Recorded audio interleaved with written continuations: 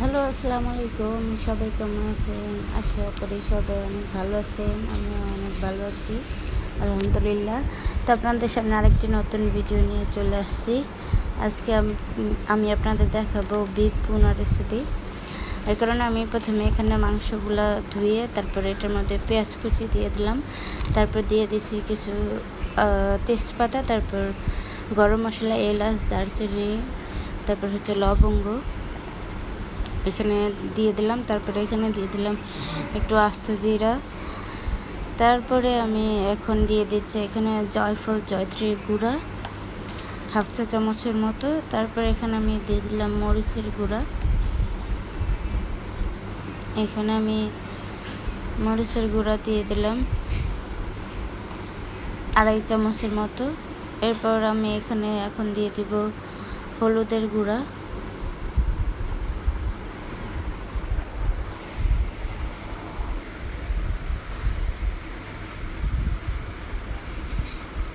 পরিমাণ মতো হলুদের গুঁড়া এখানে দিয়ে দিচ্ছি। আসলে এক হাত দিয়ে ভিডিও করা আর এক হাত দিয়ে হচ্ছে যে ক্যামেরা ধরা একটু মুশকিলই হয়ে যায়।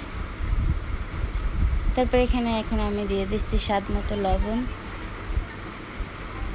এত কষ্ট করে ভিডিও করি, তারপর আপনারা আমার ভিডিওটা শেয়ার করেন না, কমেন্ট করেন না। এটা তো আপনাদের একটু কষ্ট করে করা উচিত, বলেন।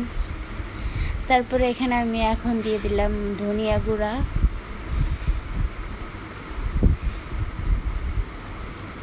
ধনিয়া গুঁড়াটা দিয়ে দিলাম। এখন এখানে তারপরে আমি দিয়ে দিলাম গরম মশলা গুঁড়া। তারপরে আমি এখন এখানে দিয়ে দিব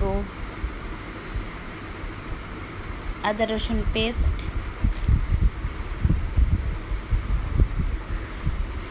এক হাত দিয়ে ভিডিও করলে আসলে সত্যি কথা বলতে অনেক কষ্ট, একা একা ভিডিও করতে। আপনারা কষ্ট করে আমার ভিডিওটা শেয়ার করে দিবেন এবং আমার ভিডিওতে অবশ্যই কমেন্ট করবেন, এবং যারা চ্যানেলটা সাবস্ক্রাইব করে নেয় তারা সাবস্ক্রাইব করে দেবেন। এরপর আমি এখানে দিয়ে দিলাম পরিমাণ মতো তেল দিয়ে, তারপরে আমি এখন এই গোশটাকে ভালো করে মেখে নেব।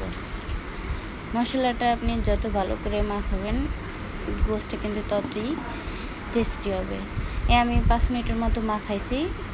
তারপরে এখন আমি মশলাটা আমার হাতে যে ছিল এটা হাতটা একটু ধুয়ে সামান্য পানি দিয়ে দিয়েছি। তারপর আমি এখন চুলাতে বসাই দিলাম। তারপর দিয়ে যে এখন নাড়াচাড়া দিয়ে ভালো করে মাংসটা এখন পুরো কষানোর মধ্যে আমি মাংসটাকে সিদ্ধ করে নিব। আস্তে আস্তে যে কষতে থাকবে এবং মাংসের ভিতরে মশলা ঢুকতে থাকবে।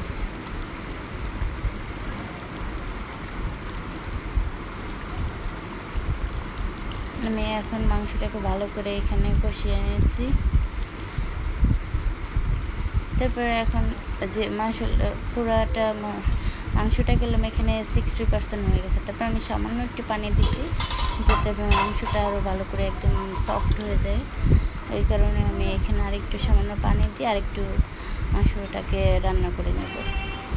এই তো আমার ফাইনাল মাংস হয়ে গেছে।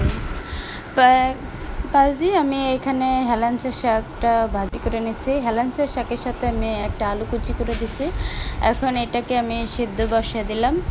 সাথে আমি লবণ এবং কাঁচামরিচ দিয়ে শাকটাকে সিদ্ধ করে নিব। এই তো শাকটা একটু হয়ে আসছে। এখন আমি ভালো করে নেড়ে চেড়ে ভালো করে শাকটাকে সিদ্ধ করে নেব। মানে এই তো শাকটা সিদ্ধ হয়ে গেছে। এখন আমি একটা হচ্ছে যে ডাল ঘুটনি দিয়ে শাকটাকে পুরো একদম ভর্তা ভর্তা করে নিচ্ছে। আমার হাজব্যান্ড এরকম ভর্তা ভর্তা করেই আর কি খায়, উনি এর জন্য ভর্তা ভর্তা করে নিলাম। তারপরে তো শাকটা রসুন এবং পেঁয়াজ দিয়ে ভাজি করে তারপর